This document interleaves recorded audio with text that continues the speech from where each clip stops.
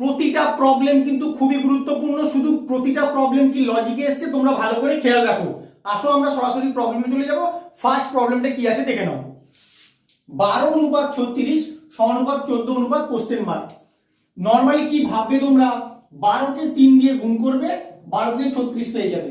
একই রকম ভাবে 14কে 3 দিয়ে গুণ করবে, কত হয় 14 3 42। কিন্তু অপশনের দিকে তাকালে বুঝতে পারবে তোমাদের 42 নেই। তাহলে অন্য রকম ভাবে তোমাদেরকে অ্যাপ্রোচ করতে হবে। কিভাবে অ্যাপ্রোচ করবে, তুমি 12র যে দুটো সংখ্যা আছে 2 আর 1, এই দুটো সংখ্যাকে যোগ করে দাও। কত হয় 2 আর 1 যোগ করলে 3 হয়। এবার এই 3কে আমি 12 দিয়ে গুণ করে দেবো, কত হয় 12 3 36, যেটা তোমার এখানে আছে। এই লজিকেই আমি কোশ্চেন মার্কের অ্যানসারটা বের করার চেষ্টা করি। আসো তাহলে 1 আর 4, 14 এর যে দুটো সংখ্যা আছে যোগ করে দাও। যোগ করে দিলে কত হয় 5। এবার 5 কে কত দিয়ে গুণ করবে, এই সংখ্যাটা দিয়েই গুণ করব। এখানে যে লজিকটা লাগালাম এখানেও ঠিক সেই লজিকটাই লাগাবো।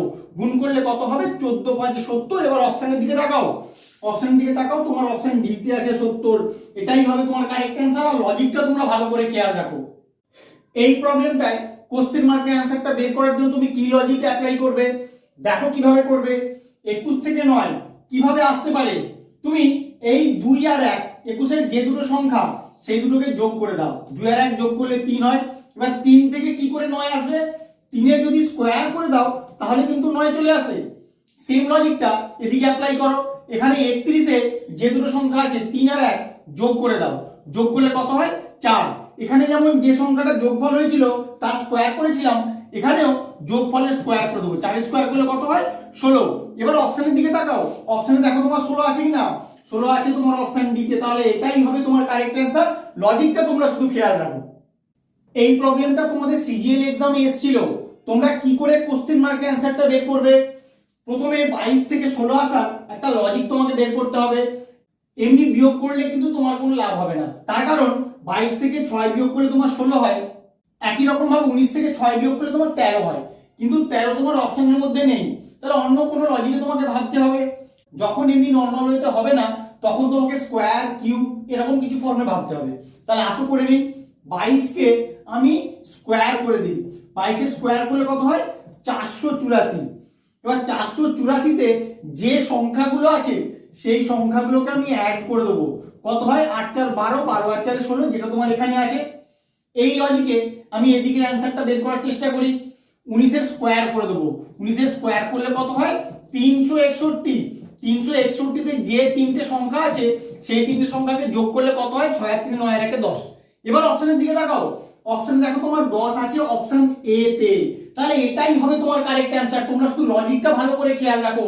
পরীক্ষায় কিন্তু এইরকম প্রবলেম তোমাদের দেয়, তাই তোমাদের জন্য বেছে বেছে নিয়ে এসেছি। এই প্রবলেমটা তোমাদের এমটিএস 2022 এ এসেছিল। কি লজিকে সলভ করবে, 3 থেকে 20 আসার কি লজিক তোমরা বের করতে পারো দেখো কিভাবে করবে। তুমি আগে 3 কে 6 দিয়ে গুণ করে দেবে। 3 কে 6 দিয়ে গুণ করলে কত হয় 18। মানে 18 এর সঙ্গে যদি 2 যোগ করো তাহলে কিন্তু তোমার 20 হয়ে যায়। একই রকম ভাবে এদিকে 7 কে 6 দিয়ে গুণ করব, 7 6 42, 42 এর সঙ্গে 2 যোগ করব তাহলে আমার হয়ে যাবে 44। এবার অপশনের দিকে তাকাবো, 44 অপশনে নেই। তাহলে কিভাবে করবে, অন্যরকম ভাবে তাহলে তোমাদের ভাবতে হবে। দেখো কিভাবে ভাববে। 3 এর স্কোয়ার করে দাও।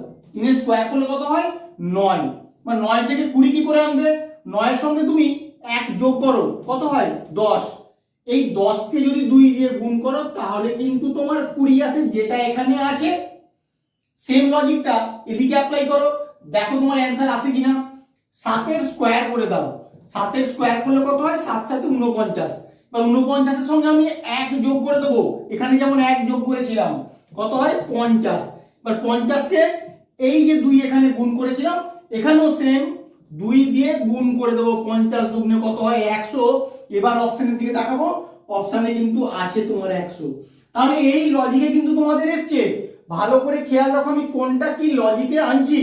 আমার ভিডিওটা কেমন লাগলো তোমরা অবশ্যই কমেন্ট করে জানিও। বন্ধুদের সঙ্গে বেশি বেশি করে শেয়ার করো। এরকম নতুন নতুন লজিক শেখার জন্য প্লিজ আমার চ্যানেলটাকে সাবস্ক্রাইব করো। Thank you.